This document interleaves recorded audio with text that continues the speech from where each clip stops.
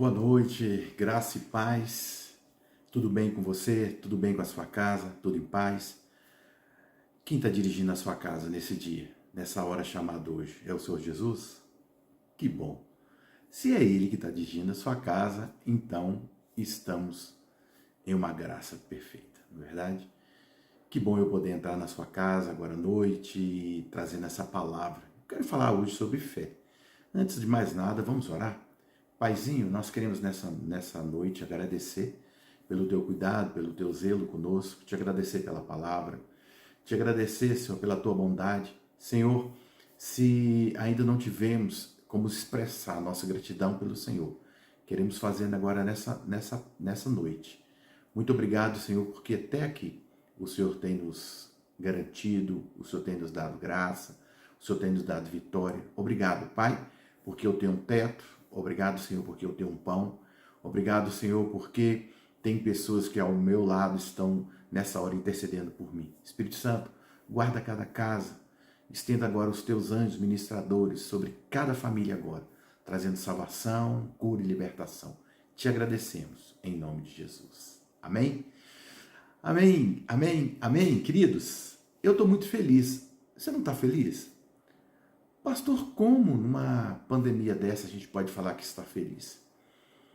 De fato, a gente analisar a panorâmica mundial, de certa forma, a nossa alma nos abate. Nós ficamos entristecidos, nós ficamos chateados, nós ficamos consternados.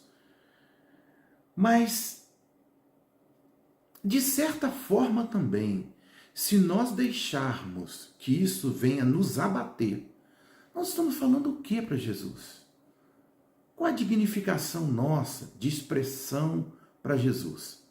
Se tudo isso que está acontecendo vem e nos abate. E é sobre isso que eu quero falar. Eu quero falar sobre fé, né? Eu quero falar no sentimento do que está escrito aqui na palavra, até escrito por Tiago, porque hoje há um conceito assim muito abstrato de fé. Ah, como é que é a sua fé? Ah, eu a tenho. Mas como você a tem? Ah, eu creio em Jesus. Mas quando vem a circunstância, você declara o quê em função dessas circunstâncias? E o que você pode experimentar de uma efetividade de fé? Ah, quando eu olho a minha casa e antevejo aquela promessa que Josué fez de eu e a minha casa serviremos ao Senhor. Muito bom, legal.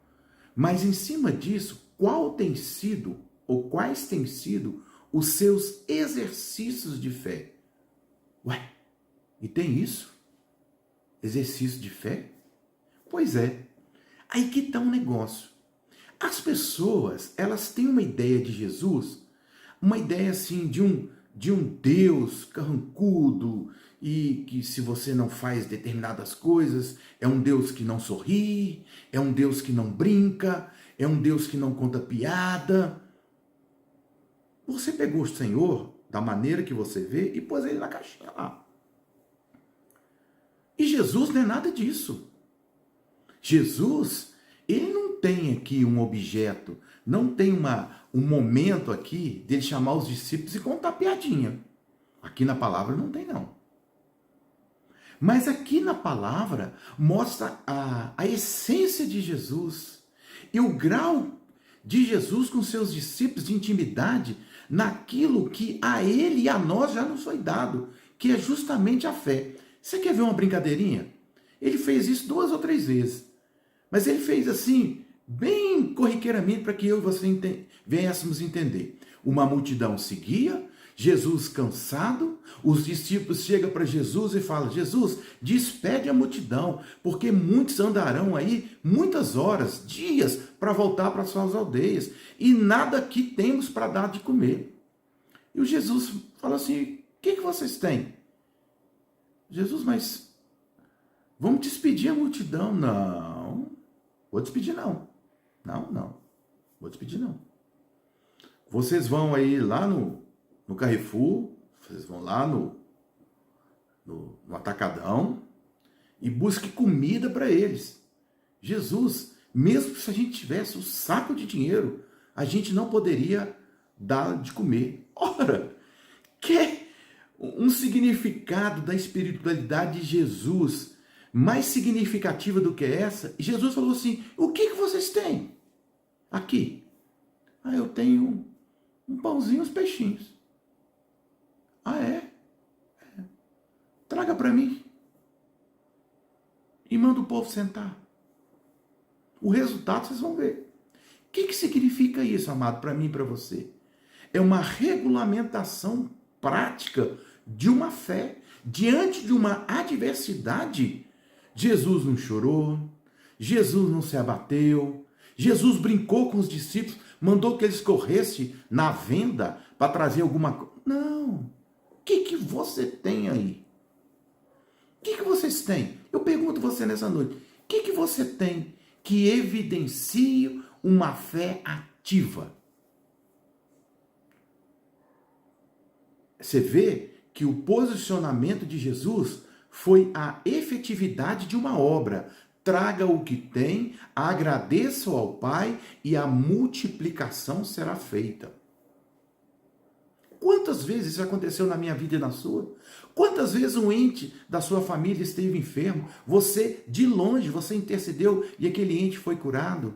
Quantas vezes você passou um aperreio, chega do seu trabalho, na sua casa, você orou, foi resolvido. Mas por que foi resolvido? Porque você pôs a sua fé em ação.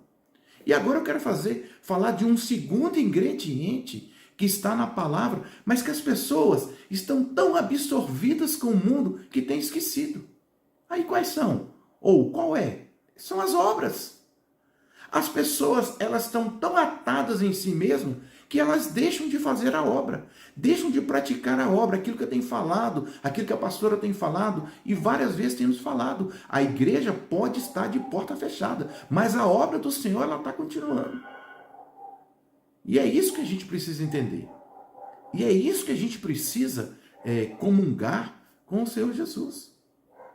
E eu quero ler um texto aqui para você, que está bem escrito aqui em Tiago 2,17, que diz assim: assim também, meus irmãos, qual é o proveito se alguém disser que tem fé, mas não tiver obras? Será que essa fé pode salvar? E lá no 17 ele diz assim: assim também a fé, se não tiver obras, por si só está morta. E aí nessa tarde, nessa manhã, nessa noite, não sei a hora que você vai ouvir, eu te pergunto: o que você tem ouvido? O que você tem manifestado de poder de Deus? Quais têm sido as suas obras? Nós estamos tão envolvidos, amado, tão secularizados com aquilo que nós estamos vendo, que a nossa fé tem se esvaído. Eu tenho deixado de praticar a fé. Eu tenho deixado de praticar o que o Senhor mandou fazer, que foram as obras. Quais são as obras que você tem praticado? Quais as pessoas você tem ajudado? O que você tem feito que fortalece uma fé em Cristo Jesus? Porque ele está dizendo que a fé sem obras, ela é morta. Agora, e como eu mato a minha fé? Como eu posso ter uma fé viva? A fé viva é uma atitude diante de circunstâncias que muitas vezes são circunstâncias críticas, mas que eu e você vamos à frente. A situação está ruim assim, mas eu quero dar graças a Deus que, independente dessa circunstância, o Senhor tem o melhor para mim.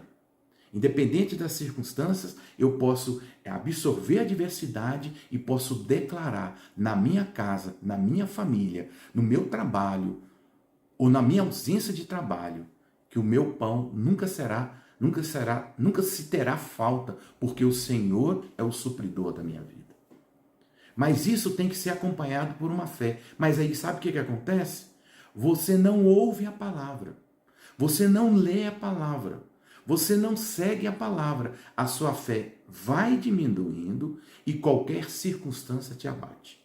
Então, nessa noite, eu quero dizer para você 3 inimigos que podem matar a sua fé.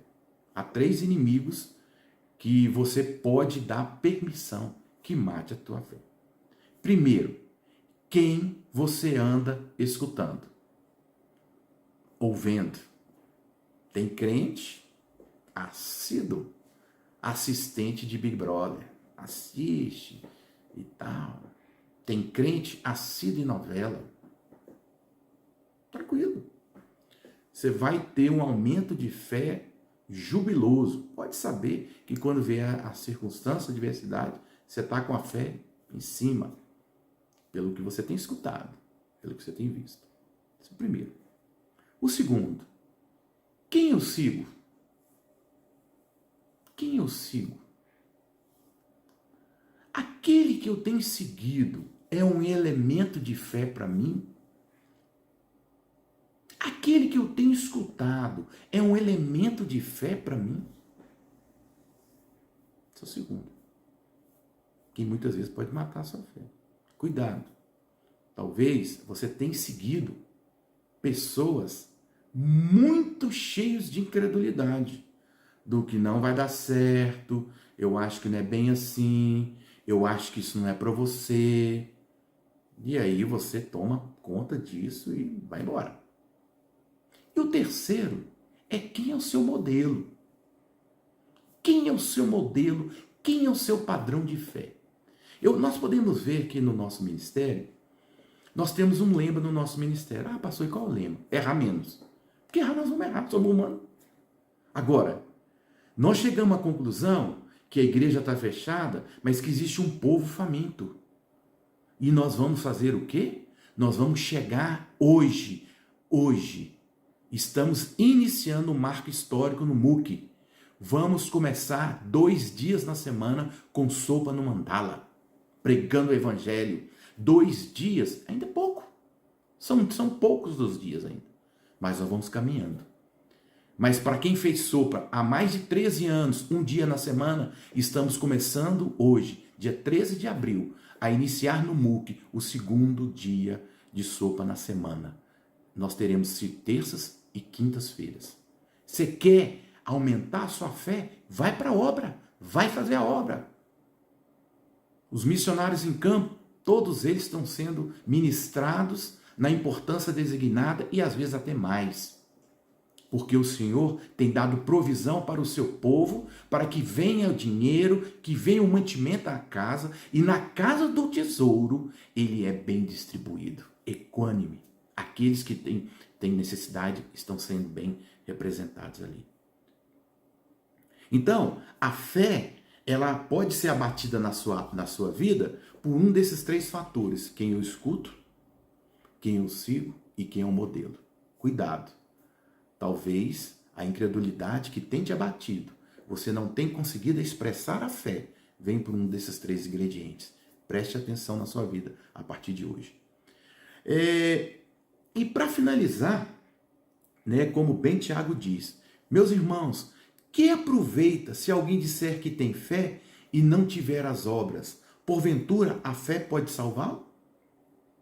Ele coloca uma interrogação para mim e para você, porque já está falando comigo e com você, como irmãos. Pastor, qual o significado disso que você está falando? Caminhe numa direção de declarar, independente da circunstância que você está passando, comece a declarar a provisão que vem de Deus e comece a trabalhar perto de você com uma fé inaudita que vem de Cristo Jesus. Ajude o próximo, abrace os seus familiares. Eu sei que está em momento delicado. O abraçar não é só o ato físico. Liga para ele, mande um abraço, mande um beijo, oferte uma oração. Comece a fazer a obra. A fé sem obras, ela é morta. Deus abençoe a sua vida. Foi um prazer entrar na sua casa e desejar a você uma semana de júbilo. Deus te abençoe.